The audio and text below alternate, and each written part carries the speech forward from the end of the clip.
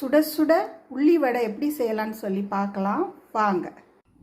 2 வெங்காயம் எடுத்துருக்கிறேன். இதில் வந்து ஒரு அரை ஸ்பூன் உப்பு போட்டு இதை நல்லா மிக்ஸ் பண்ணி எடுத்துக்கணும் தண்ணி வர்ற அளவுக்கு.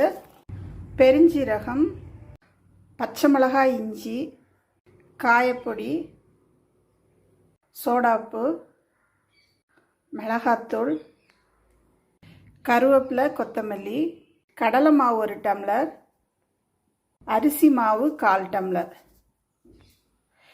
தண்ணி ஊற்றாமல் நல்லா மிக்ஸ் பண்ணிக்கலாம். முதல்ல தேவைன்னா கொஞ்சம் தண்ணி தெளிச்சிக்கலாம். ரொம்ப ப்ரெஸ் பண்ணாமல் இந்த மாதிரி எல்லாத்தையும் இப்படி உருட்டி எடுத்துக்கலாம். இப்போ எண்ணெய் சூடானோன்னே ஒரு உருண்டையாக போட்டு கொஞ்ச நேரம் திருப்பி விடாதீங்க. வெந்த பிறகு திருப்பி விடுங்க. நல்லா சூடானோன்னே ஸ்டவ்வை சிம்மில் வச்சுடுங்க. அப்போ தான் அது உள்ளுக்கு வெந்து வரும். இப்போ ஒரு சைடு வெந்தோடனே திருப்பி விட்டுக்கலாம்.